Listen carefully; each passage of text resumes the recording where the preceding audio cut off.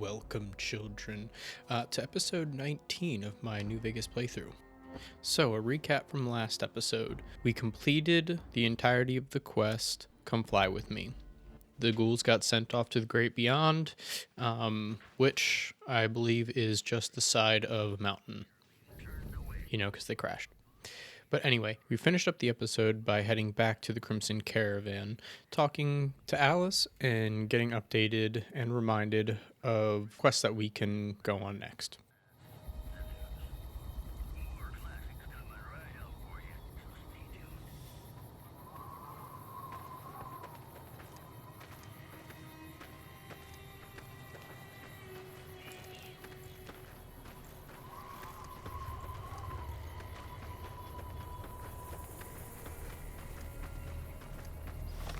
Alright, so here's the debrief via the Pip-Boy and our quest markers. You can depend on me.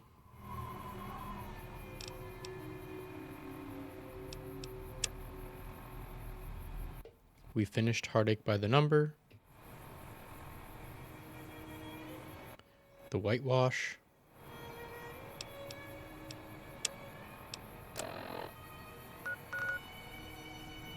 And these are our close by locations and quest markers.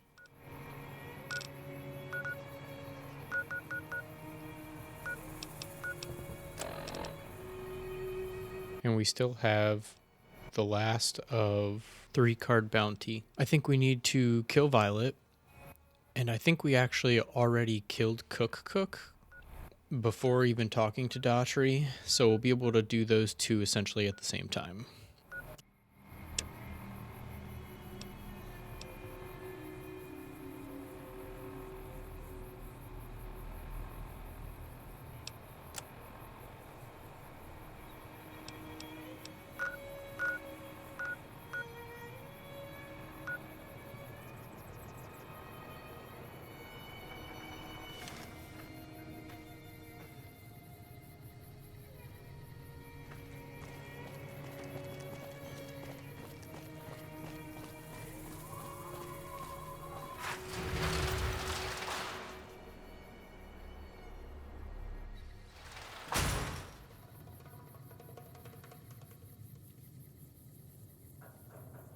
And we're going to speed this up so we can get to where we're going.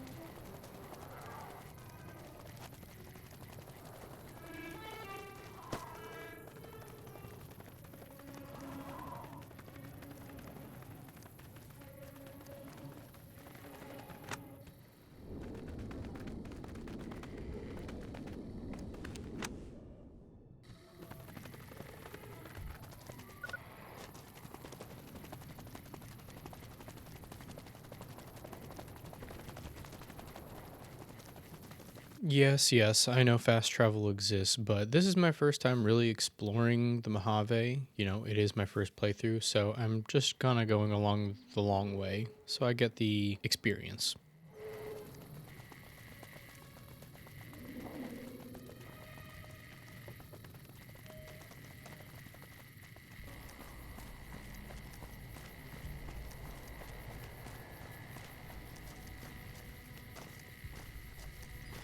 So here we are. We've made it to a very notable location, the Sunset Sarsaparilla Headquarters. For us, it doesn't have any significance to any of our current quests, but it definitely is special for the game, it being the replacement for essentially Nuka-Cola, but for the West Coast, actually more specifically Nevada. But things that are of note here are the fact that you can learn about the tale of the blue star bottle caps, which you learn up from Festus. I believe the quest is called The Legend of the Star. There's also a Programmer's Digest. I think a quest called Meeting People. Oh, no. That's a magazine called Meeting People. There is a holotape, the Pew Pew, which is a special laser pistol, and then you actually do find a Sunset Sarsaparilla Blue Star bottle cap. Something that has been in circulation actually in the real world because of the Fallout TV show, both season 1 and season 2. They had a collaboration with Jones Soda, and because of that, they've been circulating Nuka-Cola Quantum, Nuka Grape, and then Sunset Sarsaparilla. And then they also had, for the season 2, just a Sunset Sarsaparilla box of soda that they were doing on their own. But yeah.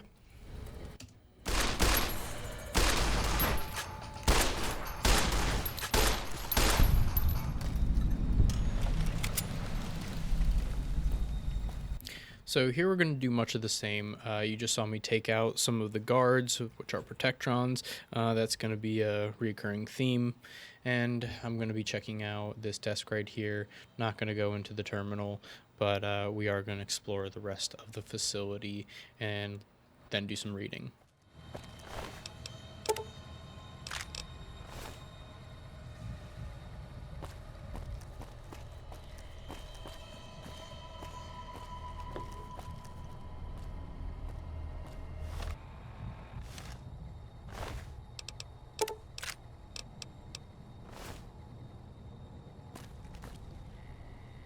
And as you can see, it is absolute chaos over on that side of the warehouse.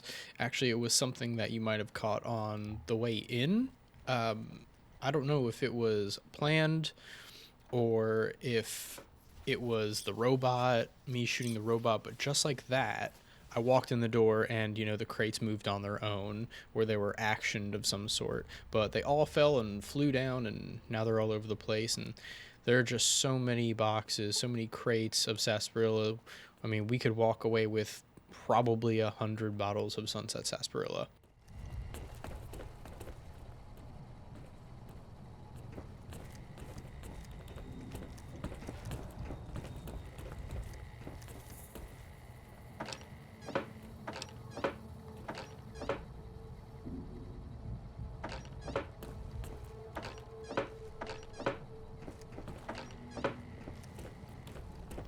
As we get to the top of the catwalk, we see more of the same crates and crates and crates of Sunset Sarsaparilla. These ones all empty, no bottle caps, no actual soda itself.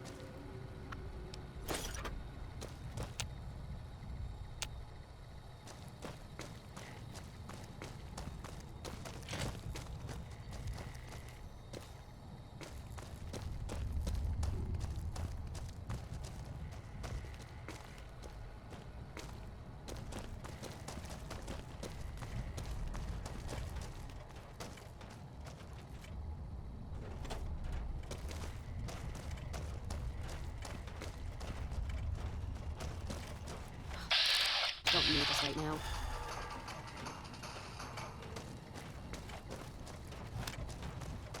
Commencing attack on hostile target. Do not be alarmed. Order will be... Maybe switch to a sport zone.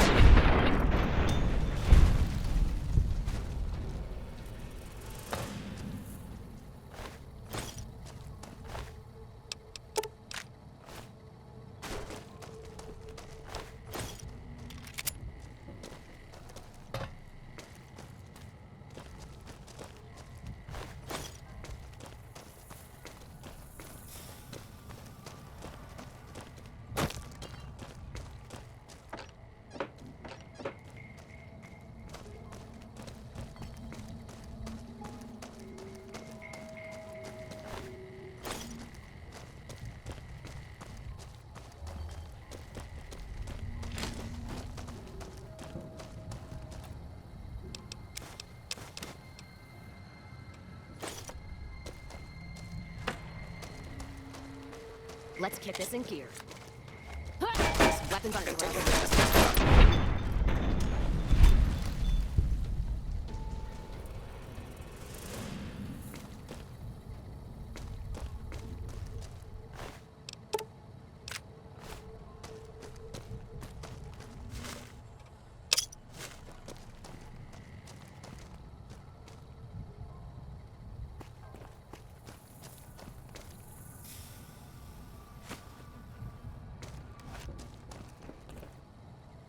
And here we can see, as mentioned before, that Sunset Sarsaparilla is really only prominent in the Southwest, Nevada.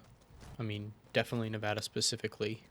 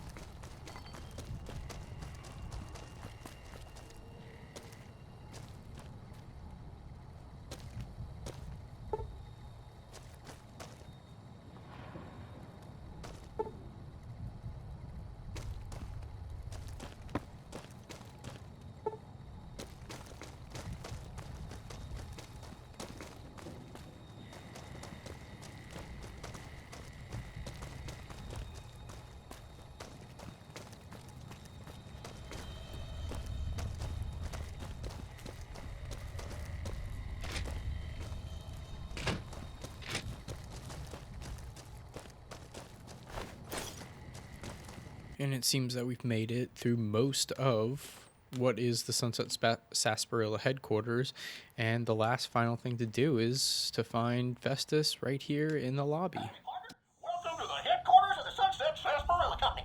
Wrangle up a stool and listen to old Festus jaw a while. If you and old Festus are old pals, say a command now.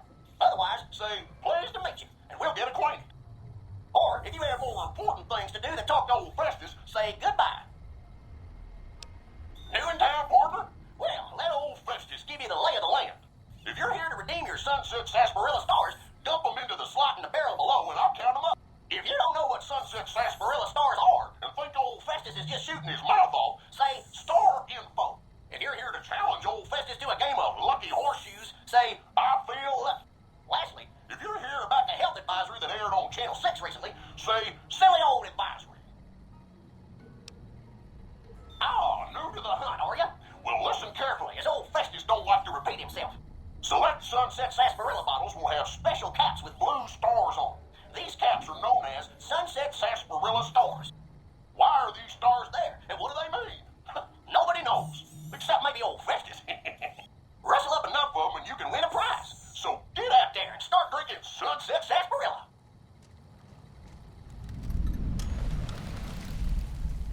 And that is the Legend of the Star. Seems more like of a goose chase, but, you know, it's still fun. And we've already had, what, 2 people warn us of it, and 1 person tried to kill us. So, you know, it must be real. So they say.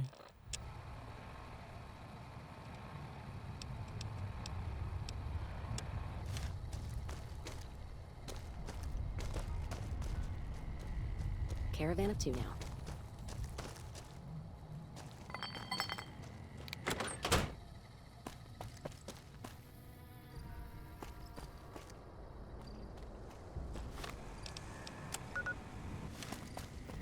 After exiting the Sunset Sarsaparilla headquarters, our quest marker takes us directly to the southwest behind some ruins, and we are going to run into some fiends.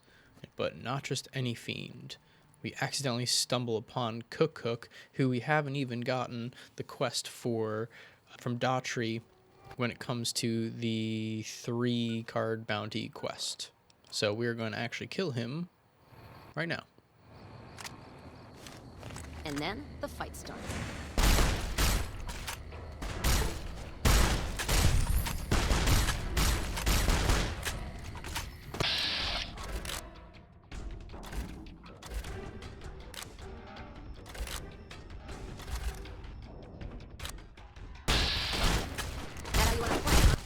After turning that person into a pile of goo, I am in full panic mode right now because I'm worried that I was going to kill Cook and ruin his head and then fail that part of the bounty and everything.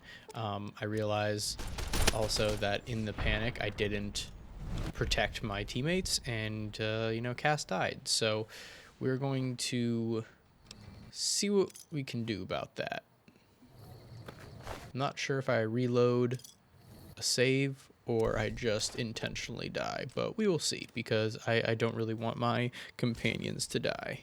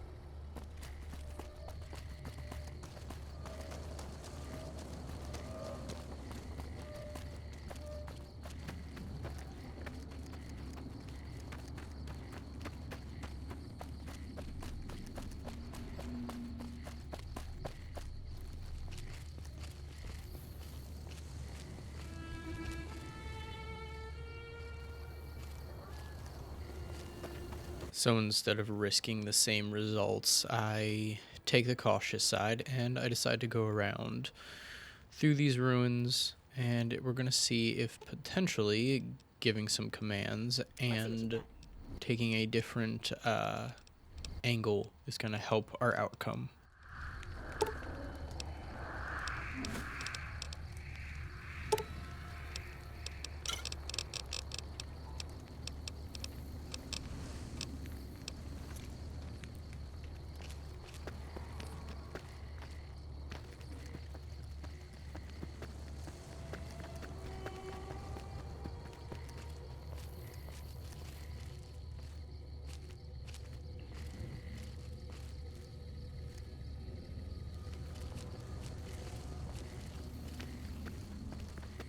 You ready to die?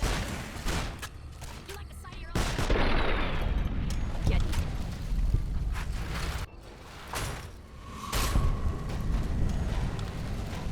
Something like that been slowing it down. Ready to die for your country? Today's a hell of a day to die coming. Someone's looking at that chips I'm early. just getting warmed up. Wouldn't say no to this game.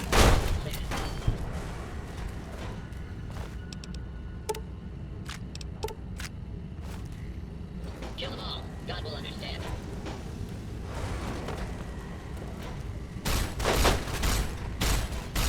Ready to die. These guys are giving me a little bit harder time than I was expecting, and I think this may be a theme. We're going to give this a few more tries and see if there's not a way for us to get through this, especially not through brute.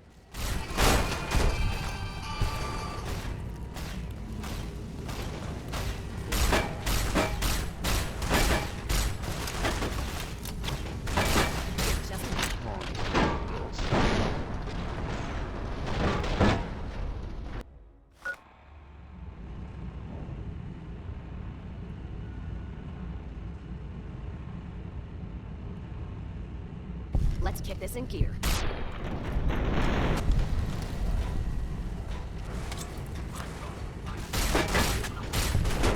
Might as well be shooting blanks.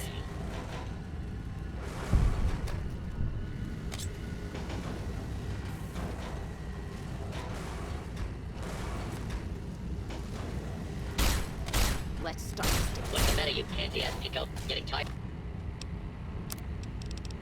There's...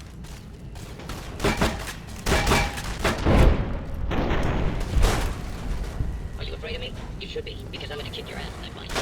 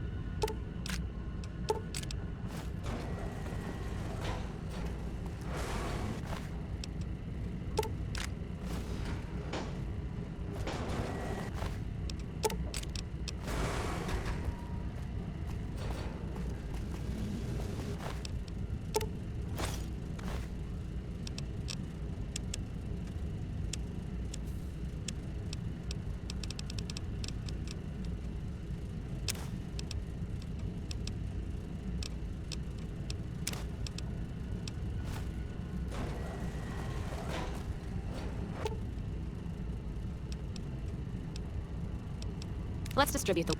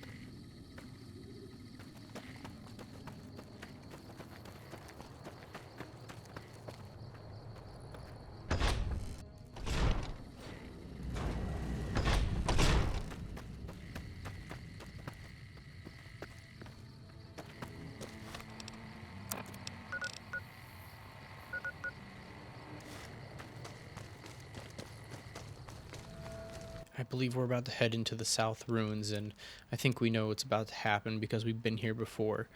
We're about to get ambushed by a bunch of fiends. Thought you could hide from me?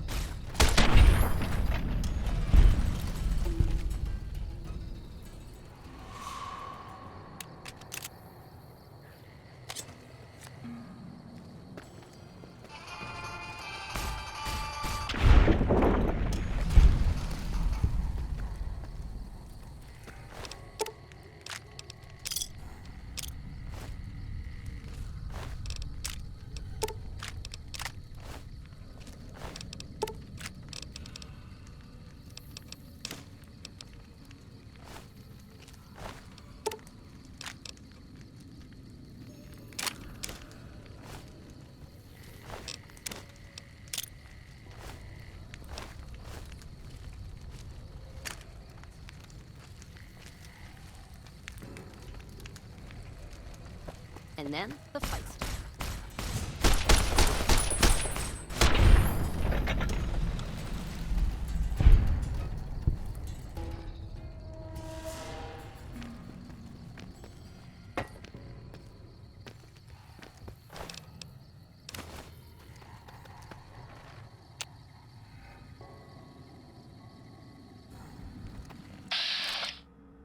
And then the fight started.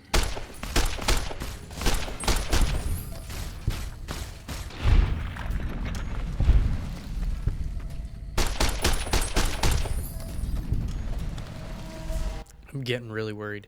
I thought Boone was a crack shot and getting all these headshots, but Cass and Eddie, I mean, not only are they getting headshots, they're disintegrating people. So I gotta be really careful when it comes to Violet and Cook.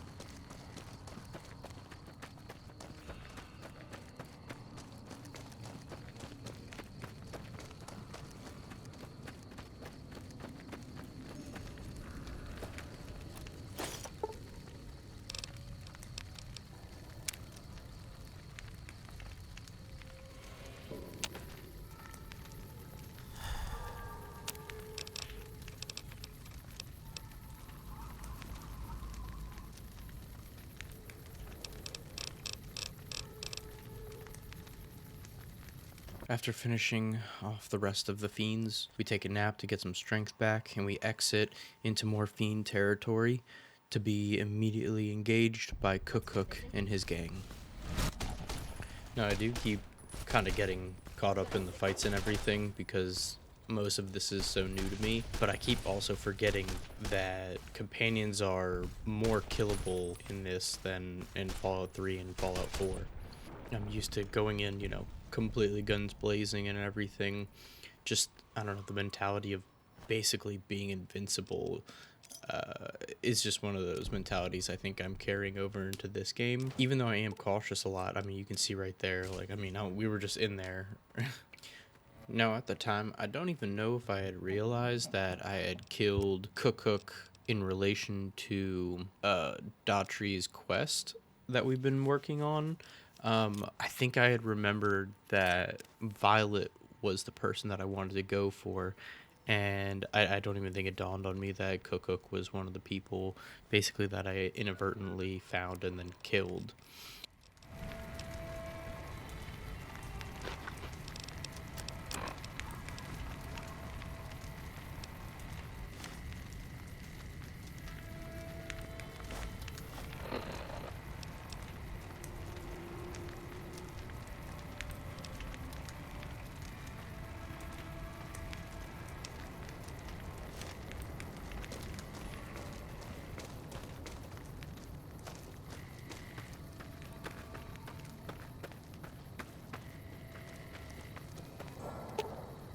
Let's distribute the weight. So after that battle, realizing that we had looted so much stuff, my inventory was basically full and I would be walking the whole time. So we talked to Cass, offload some stuff. We checked the last few, storage shelves over there. We get a recipe from Cook that we're going to end up using in our survival. But then we just realized, that was a lot that we just accomplished. We got a lot of loot. We need to offload that so we can make the next trip out for Violet. So we basically end it there, consolidate all of our stuff, and then we save and call it a day. And that's going to be a wrap for episode 19. Episode 20 will be coming out in the next week or so. It's usually about how much time it takes for me to get through some of these videos, just because I got a full schedule right now. But anyway, thank you, everyone and anyone who comes around, past, present, future. Thank you. You can like, comment, subscribe, something, do all the things. Just brings up engagement, and it helps me with some of my motivation into doing some of these things. It's just kind of a fun thing for me to document my playthroughs in Fallout New Vegas, and probably in the games I decide to play in the future. So, thank you all. We're going to roll the credits, which is just going to be a black screen. See ya.